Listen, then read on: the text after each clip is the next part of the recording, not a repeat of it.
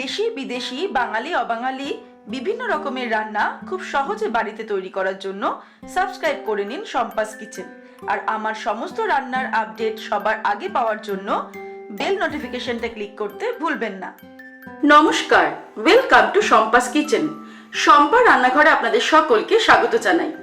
আজকে আমি তৈরি করব আমাদের বাঙালি বিয়ে বাড়ির স্টার্টার রেসিপিগুলোর মধ্যে অন্যতম সেরা একটা স্টার্টার রেসিপি ফিশ অমৃতসরি।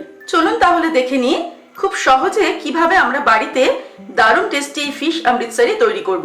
রেসিপিটা ভালো লাগলে অবশ্যই রেসিপিটাকে লাইক করবেন, শেয়ার করবেন আর আপনাদের অত্যন্ত গুরুত্বপূর্ণ মতামত কমেন্ট সেকশনে আমাকে জানাতে ভুলবেন না।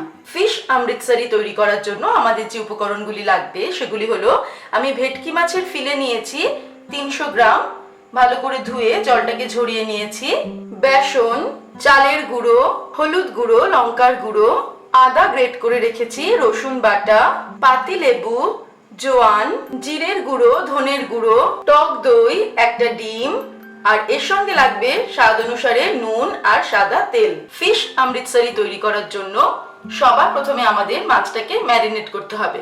আমি 300 গ্রাম ভেটকি মাছের ফিলে নিয়ে ধুয়ে জলটাকে ঝরিয়ে রেখেছি। এর মধ্যে দিয়ে দেব লেবুর রস। পাতিলেবুর রস দেব আমি অর্ধেকটা পাতিলেবু নিয়েছি, কারণ লেবুটার সাইজটা অনেকটাই বড়। যদি ছোট সাইজের লেবু হতো তাহলে কিন্তু একটা গোটা লেবুরই রস দিতাম। আমি পাতিলেবুর রসটা দিয়ে দিচ্ছি। হাফ টিস্পুন আমি হলুদ গুঁড়ো দিলাম,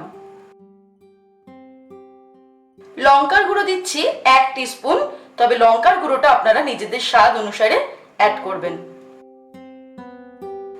ধনের গুঁড়ো হাফ টিস্পুন, জিরের গুঁড়ো হাফ টিস্পুন, হাফ টিস্পুন নুন দিলাম, নুনটাও নিজেদের স্বাদ অনুসারে অ্যাড করবেন। এবারে দিচ্ছি জোয়ান, 1 টিস্পুন আমি জোয়ান দিলাম। আর দেব রসুন বাটা, 1 টিস্পুন আমি রসুন বাটা দিলাম। আদাটাকে আমি না বেটে গ্রেট করে নিয়েছি, 1 টিস্পুন গ্রেট করা আদা দিচ্ছি। আপনারা চাইলে কিন্তু এটাকে বেটেও নিতে পারেন। এবারে সমস্ত উপকরণগুলো আমি ভালো করে মেখে নেব। ভালো করে মেখে নিচ্ছি মাছগুলোকে। মাখার পর আমরা এটাকে আধ ঘন্টা রেখে দেব ম্যারিনেশনের পর। আর যদি সময় কম থাকে সেক্ষেত্রে 15 থেকে 20 মিনিট কিন্তু আমাদের রাখতেই হবে, তবে একটু বেশি সময় রাখলে কিন্তু টেস্টটা ভালো হবে। সুতরাং আমরা আধ ঘন্টা রেখে দেব, তারপর আমরা নেক্সট স্টেপের দিকে এগোবো।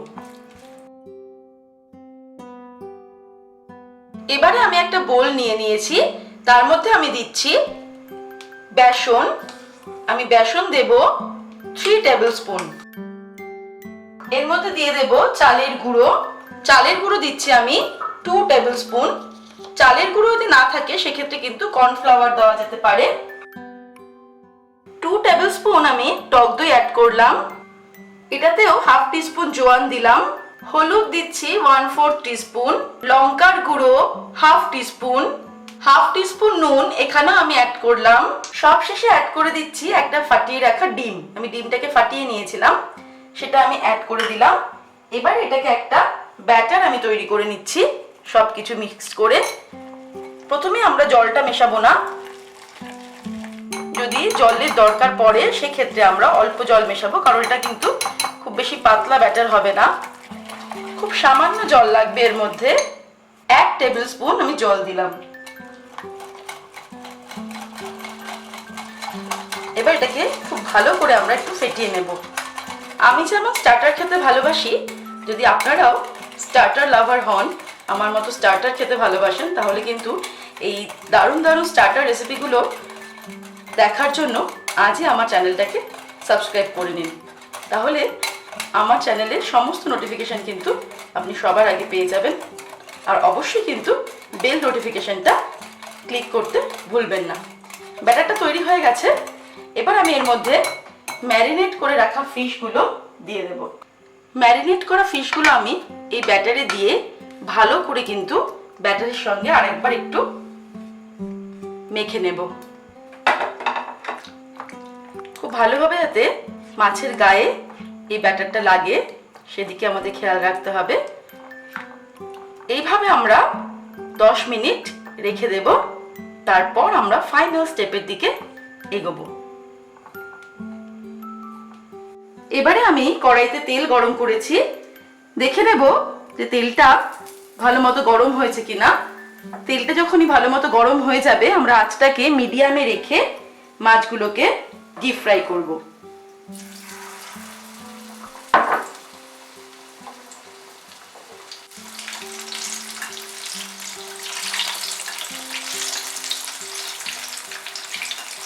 তিন চার মিনিট সময় লাগলো ফ্রাই হতে। আমি কিন্তু উল্টে পাল্টে মিডিয়াম আঁচে ফ্লেমটাকে রেখে ভালো করে এগুলোকে ফ্রাই করে নিয়ে এবার এগুলোকে আমি তুলে নিচ্ছি। গরম গরম কিন্তু এটাকে সার্ভ করে দেব সালাডের সঙ্গে। তৈরি হয়ে গেছে আমাদের আজকের রেসিপি ফিশ অমৃতসরি। আপনারা দেখলেন আমি কি করে দারুণ এই স্টার্টার রেসিপিটা তৈরি করলাম। আমার রেসিপিটা ভালো লাগলে অবশ্যই রেসিপিটাকে লাইক করুন, শেয়ার করুন, আর নিত্য নতুন রেসিপির আপডেট পাওয়ার জন্য এক্ষুনি আমার চ্যানেলকে সাবস্ক্রাইব করে নিন।